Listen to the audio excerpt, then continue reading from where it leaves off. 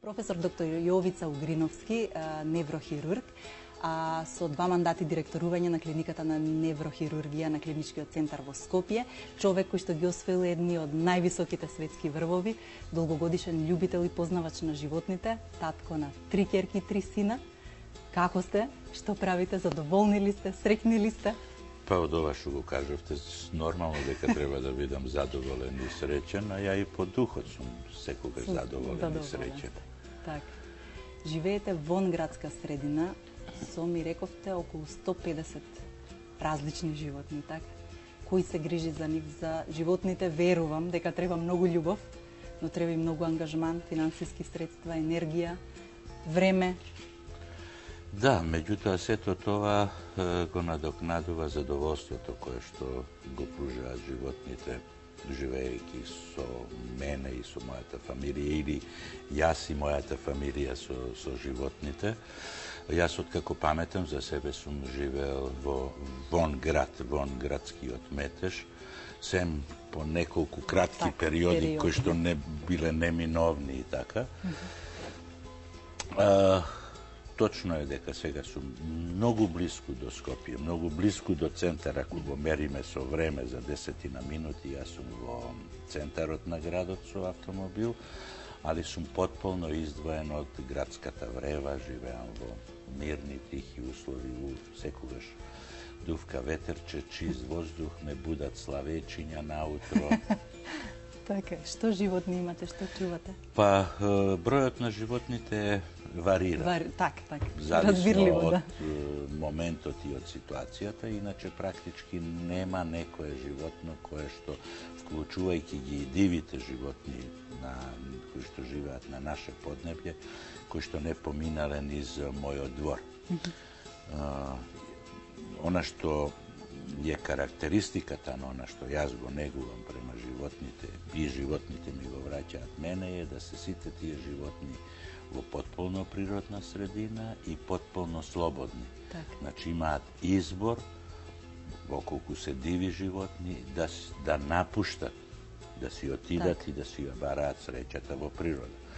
Јас сега, еве, да ги спомнам, онака, очекувам и се надевам дека ќе се врати Шрек. Шрек е Штрк, кој што го добивме минатата есен, односно касно лето, на чување, беше повреден. Го добивме на чување, го излечив, ногата му оздраве, стана способен да леташе низ на куќата околу и така, и нормално како секој штрк си отиде на југ. Сега се надевам дека ќе го пати носталгија и дека ќе се врати. Кажете ми, кои животни се најблагодарни за чување? Кои вам ви се најблиско до срцето? Нема такво животно. Најблагодарно. Сите се благодарни. Ако му пружите љубов, нека биде и она најмалото папагалче и обичното врапче ќе ви ја врати љубовта и ќе ве оплемени. Јас сум заљубеник во кучиња. Тоа се, така велат, најдобриот пријател на човекот. Не е тоа тек така за џабе е кажано. Меѓутоа, синонимот на крволочност во нашиот речник и во другите речници е волкот.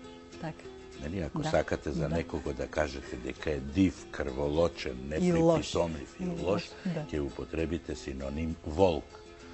Дојдете да го видите волкот кој што јас го чувам, тој е помирен од најмирното кутре кој што го види. Значи, све зависи од тоа како ќе му се пристапи кон животното, колку љубов ќе му дадете, дупло ќе ви врати. Така, вие оваа љубов и оваа посветеност успеавте да ја пренесете на целото ваше семејство? Да, па без нивна помош не би можел да чувам толкав број на животни.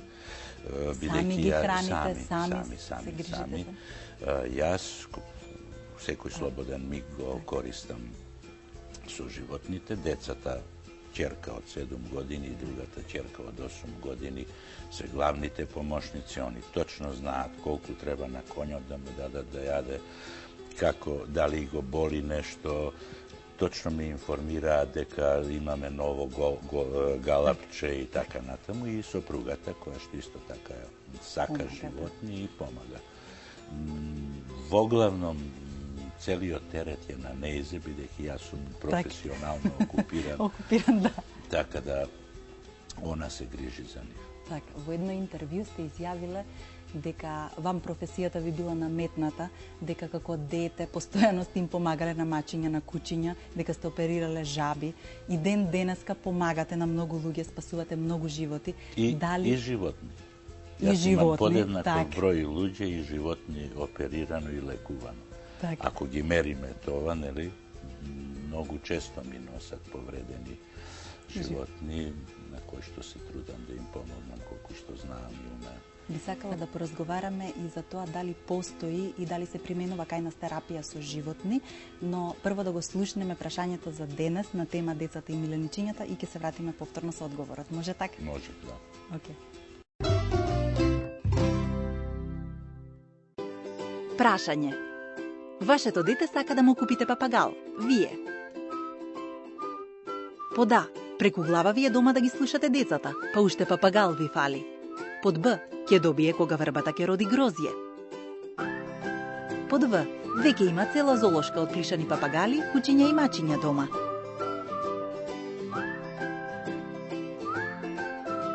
Одговор. Ако ви беше тешко да заокружите кој било од одговорите, честитки, имено сите одговори се погрешни. Доколку не правите ниту еден од нив, вие сте добар родител. Кој кого расте? Секоја недела на Телма телевизија во 10 часот и 20 минути.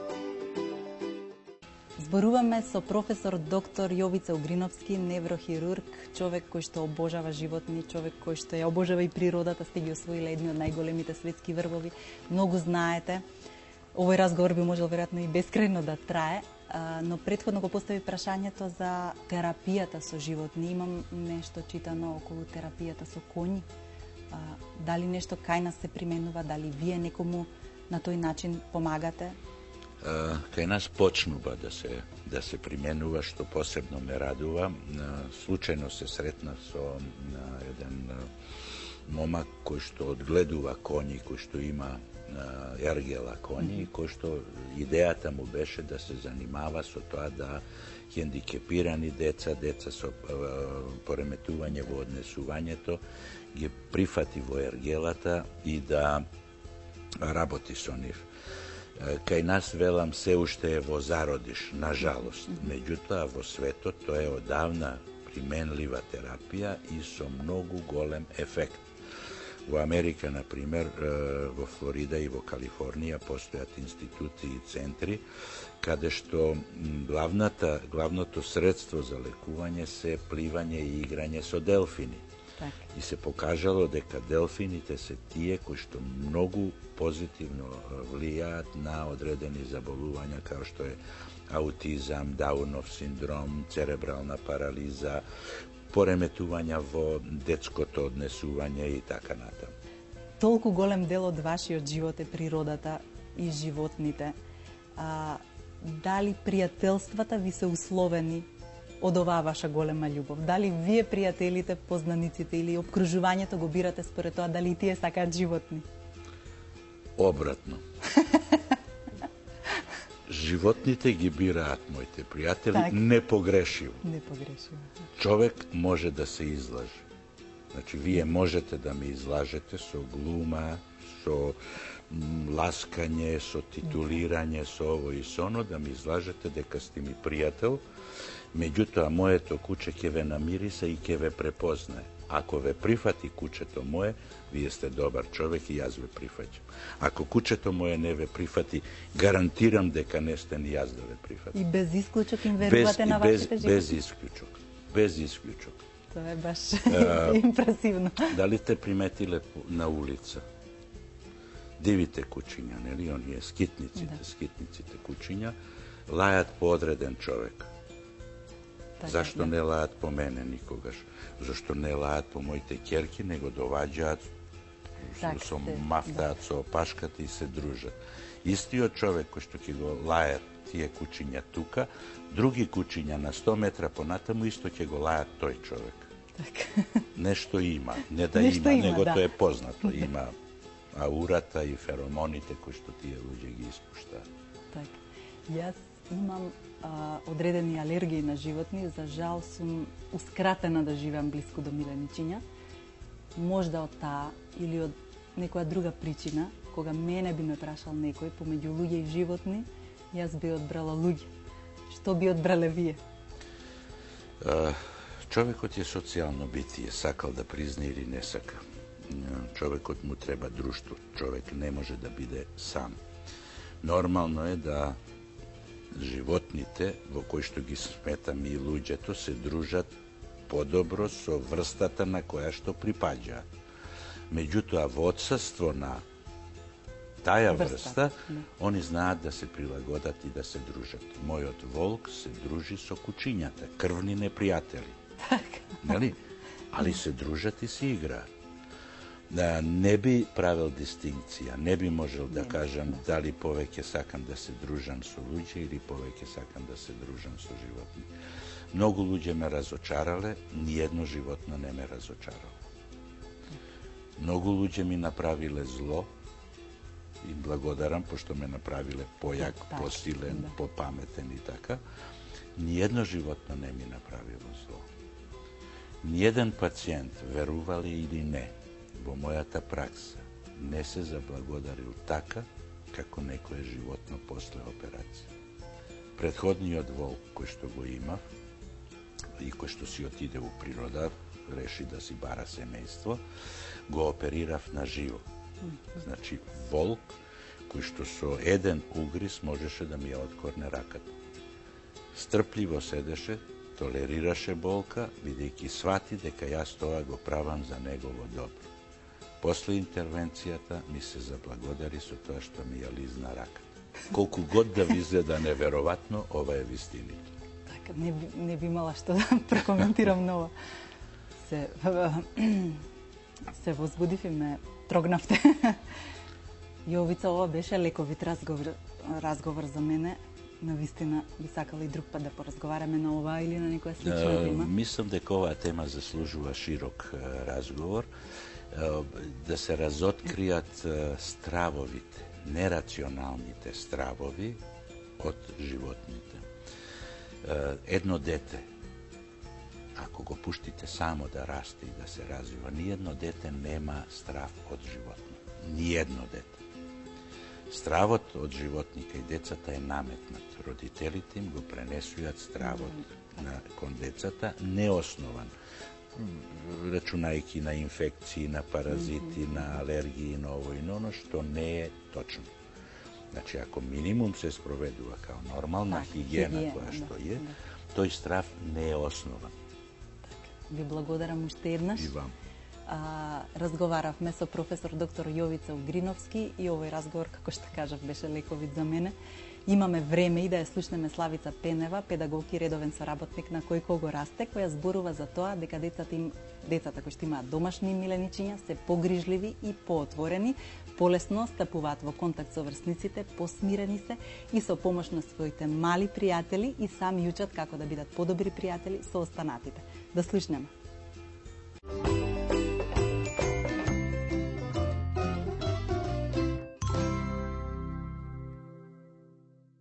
Мислам дека нема дете кое не посакува да има домашно милениче.